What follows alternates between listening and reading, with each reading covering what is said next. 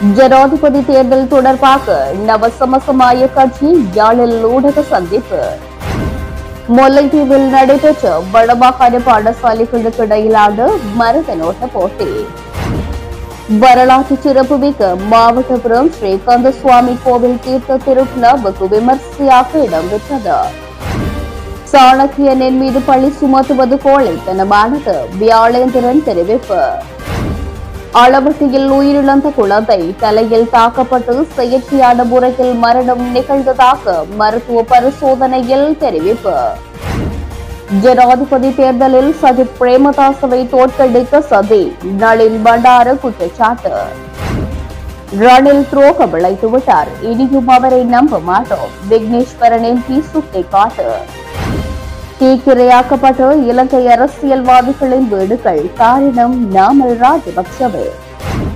Police மாதிபரின் அதிகாரம் தொடர்பில் ஜனாதிபதி விசேட முடிவு. போர் குற்றச்சாட்டு விவகாரம், ஜெனரல் யகத் ஜயசூரியவுக்கு எதிராக ஆஸ்திரேலிய செனட்டர் கேள்வி. சர்வதேச நாணய நிதியம் விடுத்த எச்சரிக்கை, வெளிக்கொணர்ந்த நிதி ராஜாங்க அமைச்சர்.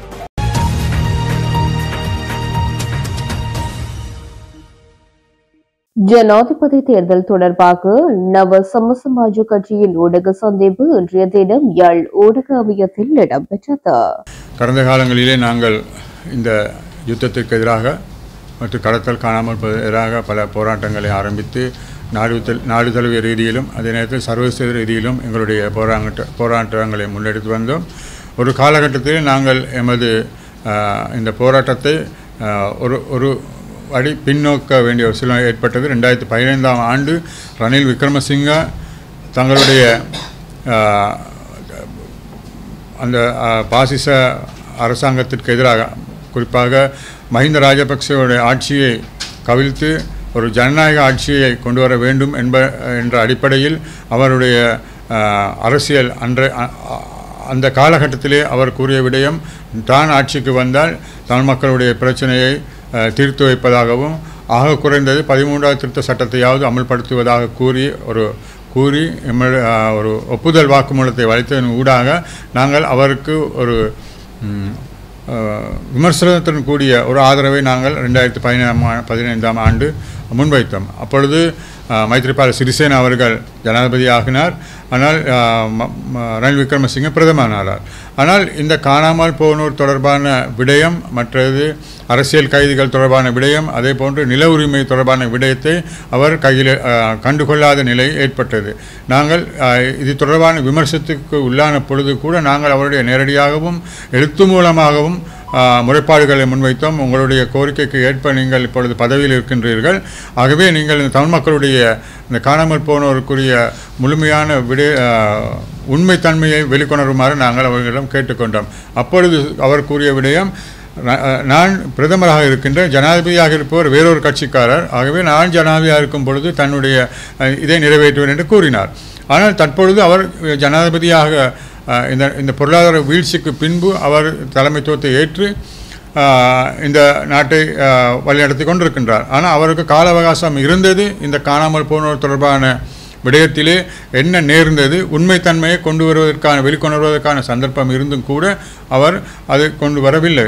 ஆனால் நேற்று 2-3 நாளைக்கு முன்பு யாழ்ப்பாணத்திலே அவர் இந்த பிரதேசங்களுக்கு விஜயம் செய்து அவர் கூறிய விடயம், இந்த நாட்டிலே பொருளாதார வளர்ச்சியை நாங்கள் மேற்கொள்ள வேண்டும், அதே நேரத்தில் வடகிழக்கு பகுதிகளை அபிவிருத்தி செய்வது என்னுடைய முழுமையான நோக்கமாக இருக்கிறது என்று கூறினார். அபிவிருத்தி என்பது பொதுவாக நாடு ஒரு ஜனாதிபதியால் முழு நாட்டு மக்களுக்கும் அபிவிருத்தியை சென்றடையக்கூடிய வேலை திட்டங்களை முன்னெடுக்க வேண்டியது அவருடைய கடப்பாடு. ஆனாலும் இந்த பிரதேசத்திலே மிக உக்கிரமாக இருக்கின்ற விடயம் இந்த காணாமல் போனவருடைய விடயம், அவர்களுக்கு என்ன நேர்ந்தது என்ற உண்மைத்தன்மை வெளிக்கொணர்வதும், அரச பயங்கரவாதத்தால் இன்றும் கைப்பற்றி வைத்திருக்கின்ற நிலங்களை உடனடியாக கையளிப்பதற்கான நடவடிக்கைகளை மேற்கொள்ள ஓரளவு குறிப்பிட்ட அளவு கொடுத்தாலும் கூட இன்னும் முழுமை பெறவில்லை. ஆகவே அதே போன்று ஏனைய இந்த யுத்தத்தின் மூலமாக குடும்ப தலைவர்களை இழந்த பெண்கள் இன்றும் மிக வறுமையின் கீழ் வாழுகின்றார்கள். அவர்கள் மிக மோசமான ஒரு சுரண்டல்களுக்கு ஆளாகின்றார்கள், உடல் ரீதியான சுரண்டல்களுக்கும் ஆளாக்கப்படுகின்றார்கள். இவராக மோசமான வேதனையான விடயங்களுக்கு எந்த விதமான தீர்வையும் வழங்காமல் வெறுமனே பொருளாதார வளர்ச்சிக்காகவும் மற்ற இந்த நாட்டிலே ஒரு ஐக்கியத்தை ஏற்படுத்தக்கூடிய விடயத்திலே அவர் முன்வைக்கின்றார். இருந்தாலும் கூட நாம் கூறுவது வடகிழக்கு இணைந்த மாகாணமாக உருவாக்கி அவர்களுக்குரிய அதிகார பகிர்வை முன்வைத்து அவர் இந்த தேர்தலிலே அவர் வர வேண்டும். நாங்கள் அவர்களுக்கு சவால் விடுக்கின்றோம். இந்த நாட்டிலே பொருளாதார வளர்ச்சி ஏற்பட வேண்டுமானால் வடகிழக்கு வாழ் தமிழ் பேசும் மக்களுடைய இந்த இனப்பிரச்சனைக்கு ஒரு நிரந்தர தீர்வை வழங்காமல் ஒருபொழுதும் இந்த நாட்டிலே பொருளாதார வளர்ச்சியோ அல்லது அபிவிருத்தியோ அடைய முடியாத ஒரு நிலைமை ஏற்படும். அது தென்னிலங்கையில் இருக்கின்ற ஜனநாயகத்தை மதிக்கின்ற தலைவர்களும் இதை கூறுகின்றார்கள். நாமும் இது தொடர்பான பல ஆயிரக்கணக்கான போராட்டங்களை செய்தோம். இது அழுத்தத்தை கொடுத்தாலும் கூட இனவாதிகளுடன் இணைந்த தலைமைத்துவம் அதற்கு உடன்படாத ஒரு நிலை ஏற்பட்டிருக்கின்றது. அதே நேரத்தில் சஜித் பிரேமதாசவும் தற்பொழுது கூறுகின்றார், தான் ஆட்சிக்கு வந்தால் 13வது திருத்த சட்டத்தை முழுமையாக அமுல்படுத்துவதாக. ஆனால் அவர் இந்த தமிழ் பேசும் மக்களுடைய தலைமைத்துவத்துடன் இன்றும் பேச்சுவார்த்தை நடத்தி அவர் ஒரு இணக்கப்பாட்டுக்கு வரவில்லை. அவருடைய அரசியல் மேடைகளில் அவர் கூறுகிறாரே தவிர தமிழ் மக்களுடைய தலைமைத்துவத்துடன் அல்லது அதற்குரியவர்களுடன் இணைந்து செயலாற்றக்கூடிய ஒரு நிலைமை காணவில்லை. எனவே அவரிடமும் நம்ம தமிழ் மக்கள் நம்பிக்கை வைக்கக்கூடிய ஒரு நிலைமை இல்லை. அதே நேரத்தில் ஜேவிபி அனுரகுமார் திசாநாயக்கவும் கூறுகின்றார், தமிழ் தேசியம் தொடர்பான விடயத்திலே 3 நேர உணவை மட்டும் அவர் திருப்தியாக வழங்குவதாக அண்மை காலத்திலே கூறினார். ஆனால் அரசியல் தீர்வு என்றும் பொழுது அவர்கள் தங்களுடைய பழைய நிலையை பழைய முகத்தையே அவர்கள் காட்டுகின்றார்கள். எங்களுக்கு தெரியும், அவருடைய ஒரு காலகட்டத்தில் 78 80 89 காலப்பகுதியிலே அவர்கள் மிக மோசமான மனித உரிமை செயல்பாட்டுகளை மேற்கொண்டவர்கள், அரசியல் தலைமைத்துவத்தை அளித்தவர்கள், அவர்களுக்கு எதிராக குரல் கொடுத்தவர்களை கொன்று குவித்தவர்கள். இப்பொழுது மீண்டும் அவர்கள் ஆட்சியை கைப்பற்றினால் இதே நிலைமை தோன்றுமே தவிர வேறு மாற்றத்தை எங்களால் அவர்களிடம் காண முடியாது. அவர்களுக்கு எதிராக குரல் கொடுப்பவர்கள் அவர்கள் 78 80 காலப்பகுதியில் என்ன நிலைமையை தோற்றுவித்தார்களோ அதே நிலையை தோற்றுவிக்கக்கூடிய அபாயகரம் ஒன்று முன்னிலே இருக்கின்றது. எனவே நாம் எமது கட்சியின் சார்பிலே வேட்பாளர் ஒருவரை நிறுத்தி தமிழ் பேசும் மக்களுடைய சுயநிர்ணய அங்கீகரிக்கின்ற ஒரு கட்சி நவசம சமாஜ கட்சி. நாங்கள் தமிழ் மக்களுடைய சுயநிர்ணய அங்கீகரிக்கின்ற அதே வேளையில் தமிழ் மக்கள் தலைமைத்துவம் என்னவிதமான அரசியல் பகிர்வை விரும்புகின்றார்களோ அதை பெற்றுக் கொடுப்பதற்கான முழுமையாக ஒத்துழைத்து அதனுடைய தமிழ் மக்களுடைய விடுதலைக்காக போராடுவோம் என கூறுகின்றனர். வரலாற்று சிறப்புமிக்க மாவட்டபுரம் ஸ்ரீகாந்த சுவாமி கோவிலின் தீர்த்த திருவிழா இன்றைய தினம் காலை பக்தி பூர்வமாக இடம்பெற்றது. இன்றைய தினம் அதிகாலை மாவட்டபுரம் ஸ்ரீகாந்த சுவாமி ஆலயத்திலிருந்து முருக பெருமான் வள்ளி தெய்வானை சமேதராகவும், கீரிமலை நகுலேஸ்வரர் ஆலயத்திலிருந்து நகுலேஸ்வரர் சமேதர நகுலாம்பிகை, விநாயகர் மற்றும் முருக பெருமான் வள்ளி தெய்வானையுடனும், கீரிமலை முத்துமாரி அம்மன் ஆலயத்திலிருந்து முத்துமாரி அம்மனும் எழுந்தருளே கீரிமலை புனித கண்டகி தீர்த்தத்தில் மாவட்டபுரம் ஸ்ரீகாந்த சுவாமி ஆலயத்தினுடைய தீர்த்த திருவிழா சிறப்பாக இடம்பெற்றது. 25 நாட்கள் கொண்ட ஆலய முகோற்சவத்தில் இன்று இடம்பெற்ற தீர்த்த திருவிழாவுடன் மாலை கொடியிறக்கமும் நடைபெறும். ஸ்ரீகாந்த சுவாமி கோவிலின் தீர்த்த திருவிழாவில் இலங்கையின் பல பாகங்களிலிருந்து ஆயிரக்கணக்கான பக்தர்கள் பக்தி பூர்வமாக கலந்து கொண்டிருந்தமை சிறப்பம்சமாகும். அம்பாறையில் இடம்பெற்ற துப்பாக்கி சூட்டில் 2 போலீஸ் உத்தியோகத்தர்கள் உட்பட 4 உயிரிழந்துள்ளனர். அம்பாறை மாவட்டம் நாமலோயா பகுதியில் உள்ள கராண்டுகல உப போலீஸ் நிலையத்தில் கடமையாற்றும் போலீஸ் உத்தியோகத்தரினால் இந்த துப்பாக்கி சூடு இன்றைய தினம் அதிகாலை 2:30 மணியளவில் மேற்கொள்ளப்பட்டுள்ளது. இந்த சம்பவத்தில் இக்கினியாகல போலீஸ் நிலையத்தில் கடமையாற்றும் போலீஸ் உத்தியோகத்தர் உட்பட துப்பாக்கி சூட்டில் ஈடுபட்ட போலீஸ் உத்தியோகத்தரின் மனைவி மற்றும் மாமி ஆகியோர் உயிரிழந்ததுடன் துப்பாக்கி சூட்டில் ஈடுபட்ட 33 வயதான போலீஸ் உத்தியோகத்தர் தனது துப்பாக்கியினால் சுட்டு தற்கொலை செய்து கொண்டுள்ளதாக போலீசார் தெரிவித்துள்ளனர்.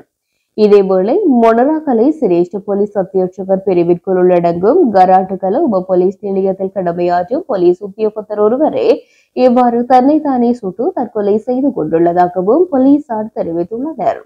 குறித்த சம்பவம் குடும்ப பிரச்சினை காரணமாக இடம்பெற்றுள்ளதா அல்லது இதர காரணங்களினால் இடம்பெற்றுள்ளதா என்பது தொடர்பில் பல்வேறு கோணங்களிலும் போலீசார் விசாரணைகளை முன்னெடுத்து வருகின்றனர். சாணக்கியன் கடந்த சில நாட்களுக்கு முன்னர் தன் மீது அபாண்டமாக குற்றம் சுமத்தி அதனூடாக அரசியல் செய்து தன் மீது கரை பூச துடிப்பதாக ராஜாங்க அமைச்சர் வியாழேந்திரன் குற்றம் சுமத்தியுள்ளார்.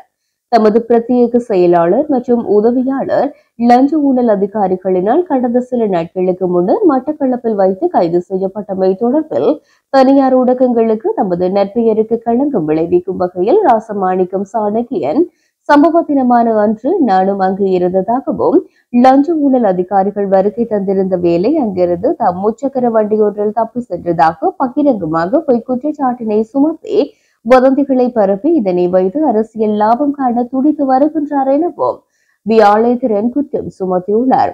அவ்வாறு தாம் எவரிடமும் லஞ்சம் வாங்கவில்லை எனவும் லஞ்ச ஊழல் ஆணைக்குழு அதிகாரிகள் ஆதரவாளரை கைது செய்த இடத்தில் தான் அந்த இடத்தில் இருக்கவில்லை எனவும் தனது மெய் பாதுகாவலர் மூலம் அதனை தன்னால் நிரூபிக்க முடியும் எனவும் வியாழேந்திரன் தெரிவித்திருக்கின்றார். குறித்த சம்பவத்துடன் தொடர்புபடுத்தி தெரிவுபடுத்திய கருத்துக்களை வெளியிட்ட சாணக்கியன் குறித்த சம்பவத்தின் போது தான் இருந்ததை நிரூபித்து காட்டினால் தான் அரசியலில் இருந்து முற்றாக விடைபெறுவதாகவும் அவ்வாறு நிரூபிக்காவிட்டால் பாராளுமன்ற உறுப்பினர் ராசமாணிக்கம் சாணக்கியன் அரசியலில் இருந்து விடைபெறுவாரா என பகிரங்க சவால் விடுவதாக ராஜாங்க அமைச்சர் வியாழேந்திரன் சவால் விட்டுள்ளார். தாம் மட்டக்களப்பு மாவட்டத்தில் பல அபிவிருத்தி திட்டங்களை செய்து வருவதனை பொறுக்க முடியாத சாணக்கியன் பொய்களை மாத்திரம் கூறி அரசியல் செய்து வரும் ராசமாணிக்கம் சாணக்கியனுக்கு தன்னை பற்றி அவதூறு கூறுவதற்கு எந்த வகையிலும் தகுதி இல்லை எனவும் அவர் மூளையில்லாத அரசியல்வாதி என்றும் குற்றம் சுமத்தியுள்ளார். பல தடவைகள் சாணக்கியன் தன்னுடன் நேரடியாகவும் சரி மறைமுகமாகவும் சரி பல சவால்களை விட்டிருக்கின்றார். இருப்பினும் இவ்வாறு தான் செய்யாத ஒன்றை செய்ததாகவும் குறித்த சம்பவத்தின் போது உரிய இடத்தில் இல்லாத என்னை அங்கிருந்து தப்பி சென்றதாகவும் பொய்யாக்க வதந்திகளை பரப்பி அதில் அரசியல் லாபம் காண துடிக்கும் சாணக்கியனுக்கு எதிராக தான் மான நஷ்ட ஈடு வழக்கு ஒன்றை பதிவு செய்து சட்ட நடவடிக்கை மேற்கொள்ள உள்ளதாகவும் இதன் போது சுட்டிக்காட்டினார். யாழ்ப்பாணத்தில் 1.5 மாத குழந்தையின் கைகள் மற்றும் கால்கள் முறிக்கப்பட்டு சித்திரவதைகளுக்கு உள்ளாக்கப்பட்டு குழந்தை உயிரிழந்த சம்பவம் தொடர்பாக குழந்தையின் தாய் தெல்லிப்பளை போலீசாரால் கைது செய்யப்பட்டார். மேலும் குறித்த சம்பவம் தொடர்பில் குழந்தையின் தாயை வளர்த்த இருவரையும் குழந்தையின் தந்தையையும் தெல்லிப்பளை போலீசார் விசாரணைகளுக்காக அழைத்துள்ளனர். அளவட்டி பகுதியை சேர்ந்த சசிரூபன் நெகாஷ் என்ற 1.5 மாத குழந்தை ஒன்று நேற்று உயிரிழந்தது. குழந்தைக்கு தாய்ப்பால் கொடுத்த பின்னர் குழந்தை அசைவற்று இணைந்ததாக குழந்தையின் தாய் குழந்தையை அளவட்டி வைத்தியசாலைக்கு நேற்றைய தினம் சனிக்கிழமை கொண்டு சென்றுள்ளார். குழந்தையை அங்கிருந்து தெல்லிப்பளை வைத்தியசாலைக்கு மாற்றிய போது குழந்தை உயிரிழந்துள்ளது.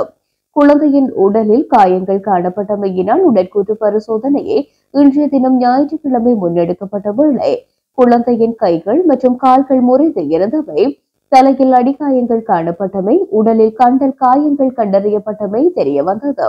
குழந்தையின் மரணம் இயற்கை மரணம் அல்ல என உடற்கூற்று பரிசோதனை அறிக்கையில் குறிப்பிடப்பட்டுள்ளது. குழந்தையின் தந்தை வெளியூரில் தங்கியிருந்து வேலை செய்வதாகவும் தாயின் பராமரிப்பிலேயே குழந்தை இருந்துள்ளதாக போலீஸ் விசாரணைகளில் தெரிய வந்துள்ளது.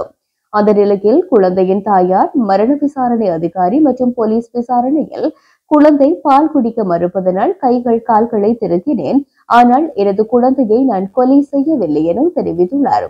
போலீசார் தாயை கைது செய்து விசாரணைகளை முன்னெடுத்துள்ளனர். குழந்தையின் உடற்கூற்று பரிசோதனை அறிக்கை உள்ளிட்டவை நீதிமன்றில் பாரப்படுத்திய பின்னரே நீதிமன்ற உத்தரவின் பேரிலேயே குழந்தையின் சடலம் ஒப்படைக்கப்படும் என தெரிவிக்கப்படுகின்றது. எதிர்வரும் ஜனாதிபதி தேர்தலில் எதிர்க்கட்சித் தலைவர் சஜித் பிரேமதாசவை தோற்கடிக்கும் முயற்சி இடம்பெற்று வருவதாக பாராளுமன்ற உறுப்பினர் நளின் பண்டார தெரிவித்தார். கொழும்பில் நேற்று இடம்பெற்ற ஊடகவியலாளர் சந்திப்பில் கலந்து கொண்டு கருத்து தெரிவிக்கும் போது அவர் இவ்வாறு தெரிவித்தார்.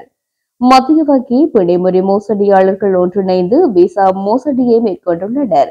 எதிர்க்கட்சி தலைவரே இந்த மோசடி தொடர்பில் பாராளுமன்றத்தில் முதலில் சுட்டிக்காட்டி பேசியிருந்தார். இந்த விசா மோசடி மத்திய வங்கி மோசடி போன்ற பல மடங்கு மோசடியாகும்.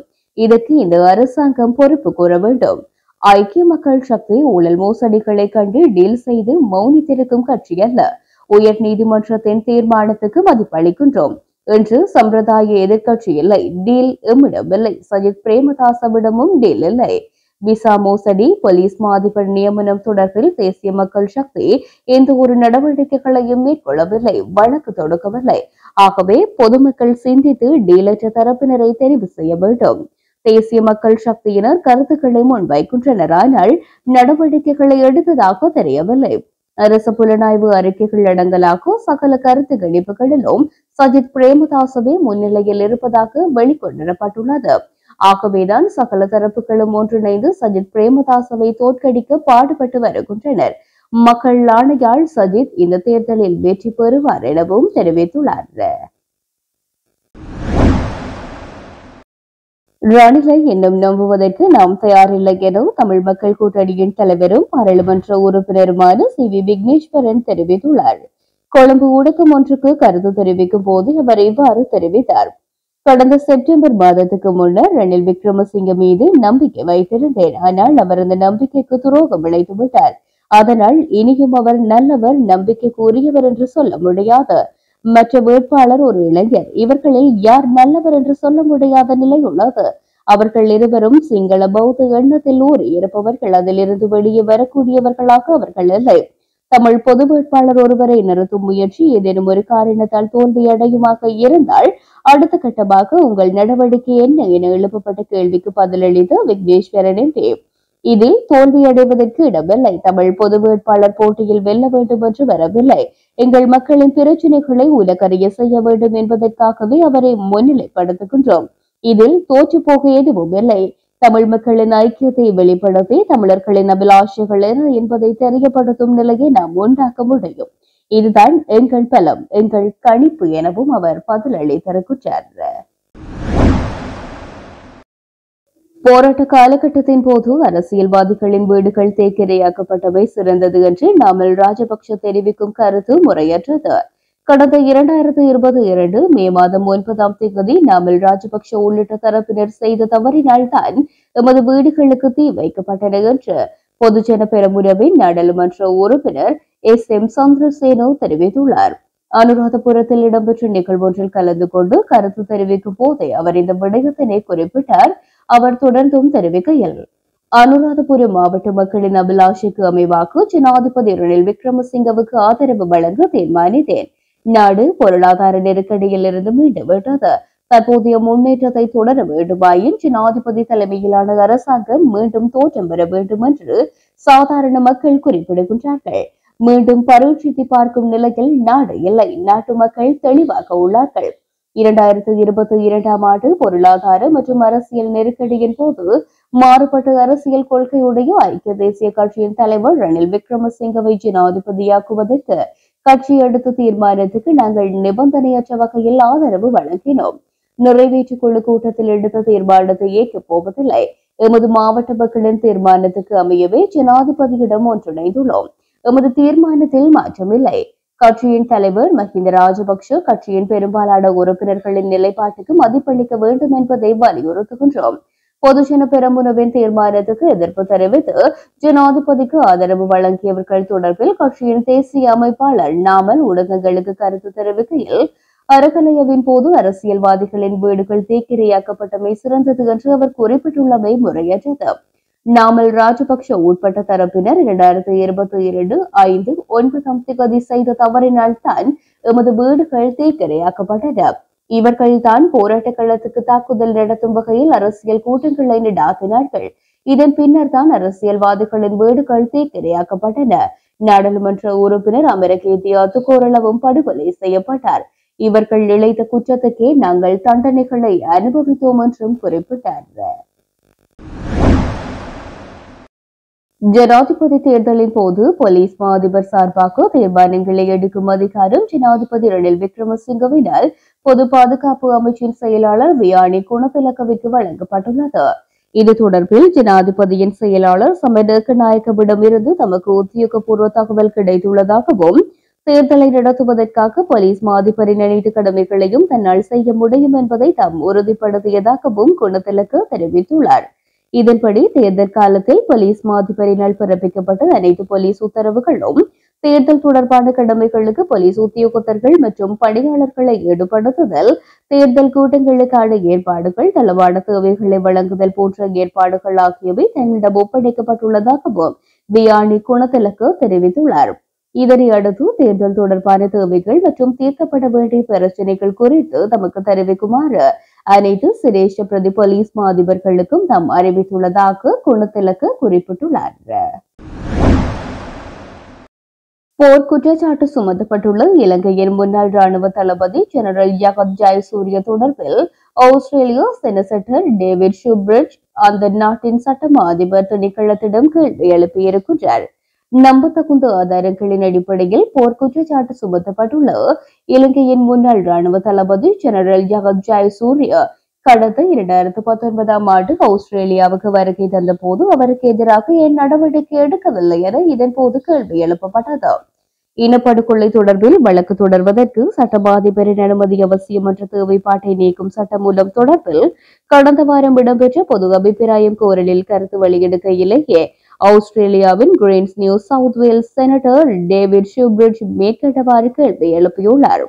இலங்கையில் கடந்த 2009 ஆண்டு யுத்தம் முடிவுக்கு கொண்டு வரப்பட்ட காலப்பகுதியில் அழிவு இடம்பெற்ற அநேக பகுதிகளில் பணியில் இருந்தவரும் மிக மோசமான போர்க்குற்றவாளியாக பலரால் கருதப்படுபவருமான இலங்கையின் முன்னாள் ராணுவ தளபதி ஜகத் ஜயசூரிய கடந்த 2019 ஆண்டு ஆஸ்திரேலியாவுக்கு வருகை தந்த போது அவருக்கு எதிரான போர் குற்றச்சாட்டுகள் தொடர்பில் ஆஸ்திரேலிய பெடரல் போலீஸ் விசாரணை மேற்கொள்வதற்கு தவறியது ஏனென அவர் இதன்போது வினவினார். அக்கால பகுதியில் ஜகத் ஜயசூரிய மீதான குற்றச்சாட்டுகள் தொடர்பான விவரங்களை சில அமைப்புகள் ஆஸ்திரேலிய பெடரல் போலீசாருக்கு வழங்கியிருந்ததாகவும், இருப்பினும் அப்போது நிலவிய சில நிர்வாக சிக்கல்களின் காரணமாக இது குறித்து விசாரணைகளை மேற்கொள்ளுமாறு பெடரல் போலீசில் அவருக்கும் அறிவுறுத்தப்படவில்லை எனவும் அவர் சுட்டிக்காட்டினார்.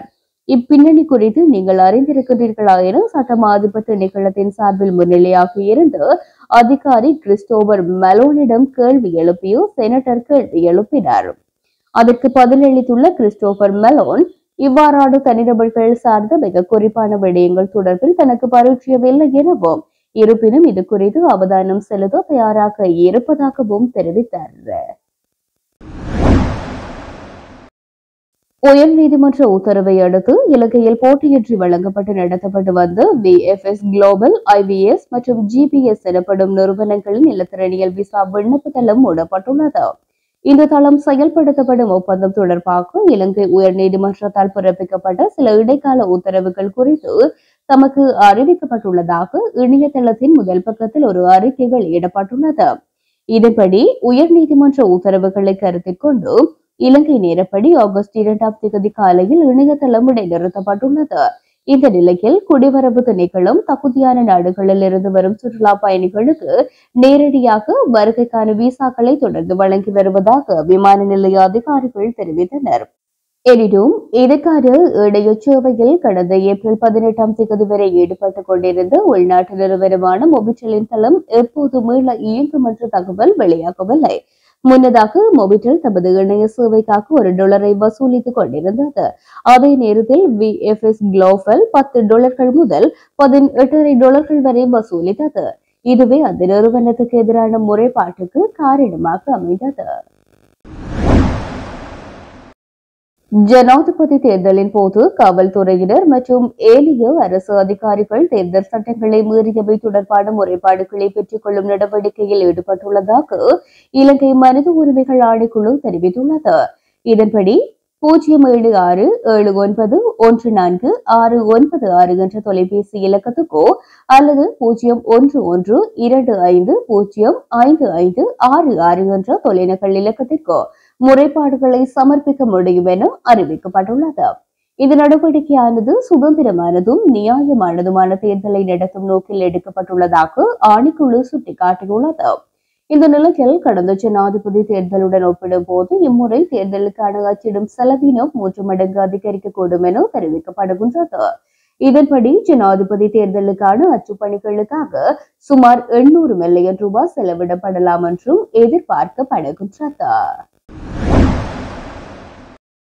பொருளாதாரம் தொடர்பில் முன்னெடுக்கப்படும் வேலை திட்டங்கள் மற்றும் கொள்கைகளை மாற்றினால் நாடு மீண்டும் பாதாளத்தில் விழும் என சர்வதேச நாணய நிதியம் கருதுவதாக நிதி ராஜாங்க அமைச்சர் ரஞ்சித் சியம்பலாபட்டியோ தெரிவித்துள்ளார். சர்வதேச நாணய நிதியத்தின் பிரதிநிதிகள் குழுவினர் இலங்கைக்கான விஜயத்தை நிறைவு செய்ததன் பின்னர் வெளியிடப்பட்ட வர்த்தமானி அறிவித்தல் தொடர்பில் ஊடகங்களுக்கு இன்றைய தினம் கருத்து தெரிவிக்கும் போது அவர் மேற்கண்டவாறு குறிப்பிட்டுள்ளார்.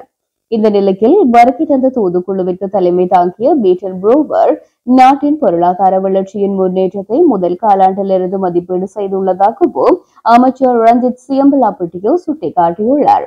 இதன்போது வருமானத்தை அதிகரிப்பது, பணவீக்கத்தை கட்டுப்படுத்துவது, அந்நிய கையிருப்பினை கட்டுப்படுத்துவது குறித்து மதிப்பீடு செய்துள்ளதாகவும் அமைச்சர் குறிப்பிட்டுள்ளார்.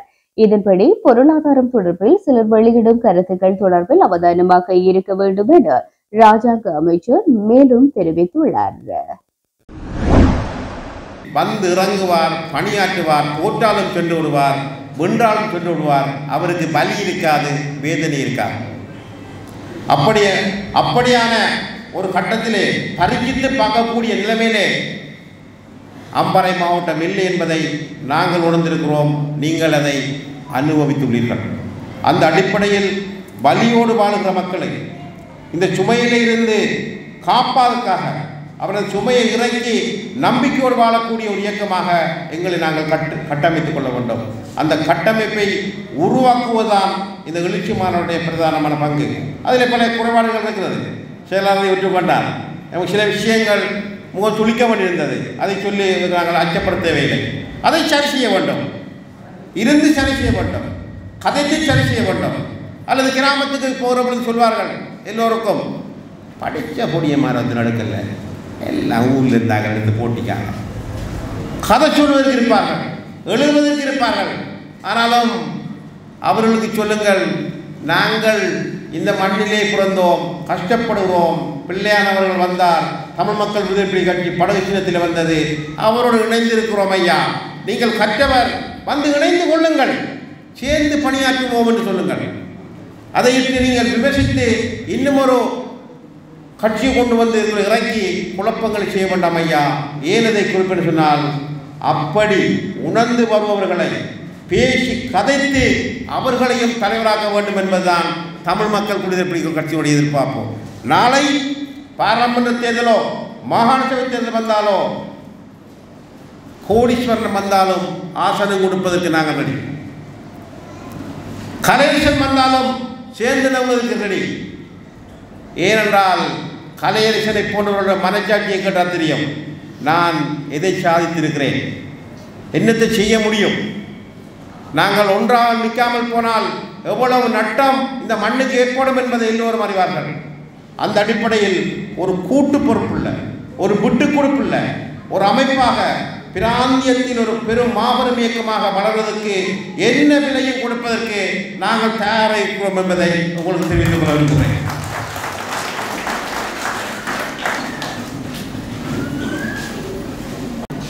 அரசியல் அதிகாரத்தை ஏனைய சமூகங்கள் பாவிக்கிறது என்று பலர் கவலைப்படுகிறார்கள், பேசுகிறார்கள்.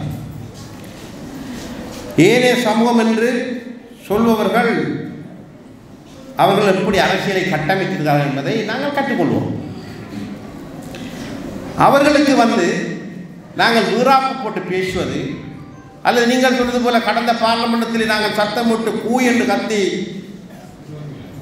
எங்களுக்கு வருவதையும் இல்லாமல் செய்து இன்னும் சிலர் வருவதற்கு ஆக்கம் ஊக்கம் கொடுக்கிற பணிகளை நாங்கள் செய்யக்கூடாது. கற்றுக்கொண்ட விஷயங்களை நாங்கள் பேச வேண்டும். உதாரணமாக, அம்பாறை மாவட்டத்திலே இருக்கிற தமிழர்களுக்கு ஆளுங்கட்சி பிரதித்துவம் இல்லை. இங்கே இருக்கிற எல்லா அபிவிருத்தி நிகழ்ச்சிகளையும் எங்களுடைய சகோதரத்தை சேர்ந்த அதாவுல்லா போன்றவர்கள் அல்லது இன்னும் ஒரு உறுப்பினர் செய்து கொண்டிருக்கிறார்.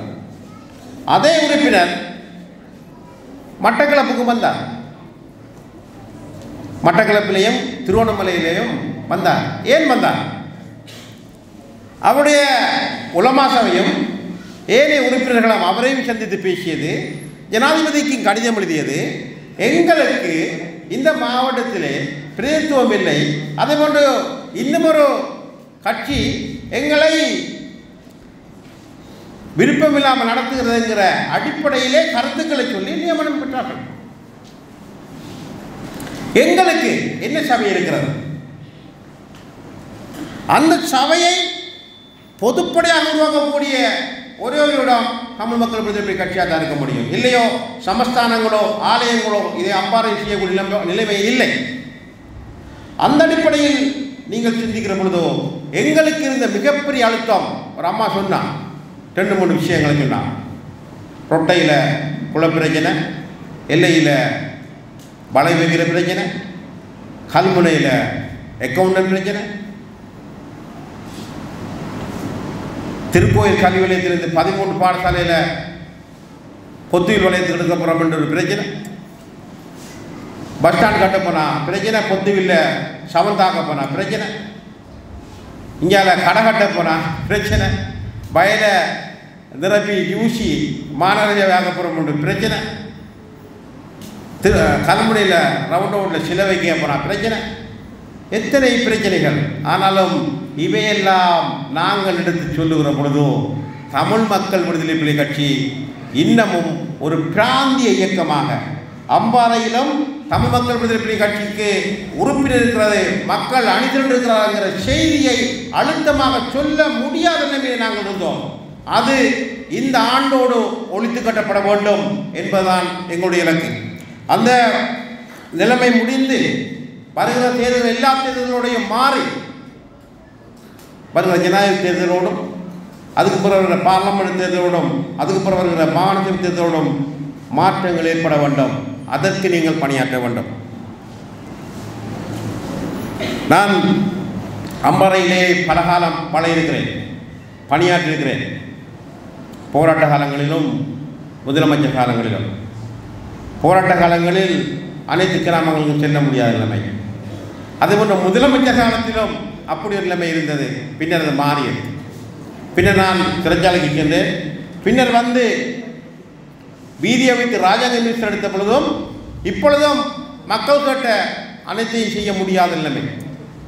இப்படி அரசியல் ரீதியான எண்ணங்கள் இருந்தாலும் ஈடேற்ற முடியாத பல சவால்களை நாங்கள் நின்று கொண்டிருக்கிறோம்.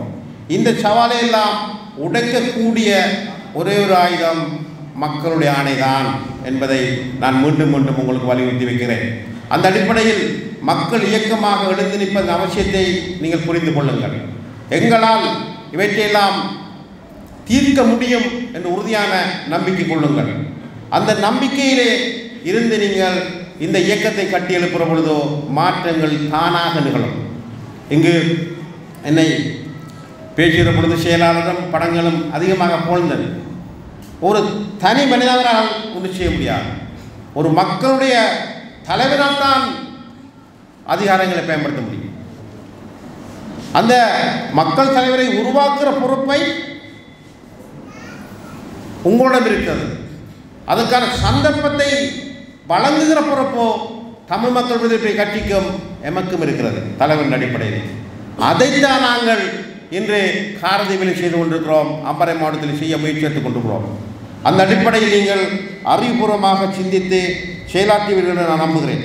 அந்த அடிப்படையில்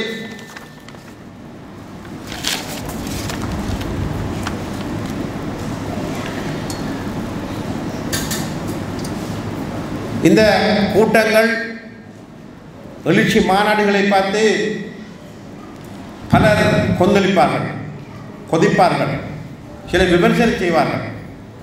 கடந்த காலங்களிலே ஒரு தளபதி வந்தார் ஓடிவிட்டார் என்பார்கள். அல்லது தோற்றுப்போன 70 வருடம் 80 வருடங்கள் தோற்றுப்போன கொள்கையிலே அல்லது அம்பாறை மக்கள் இந்த அளவு வீழ்ச்சி அடைவதற்கு காரணமாக இருந்த மாவையன் போன்றவர்களும் பொதுநிலை அடைவார்கள். ஏன் சில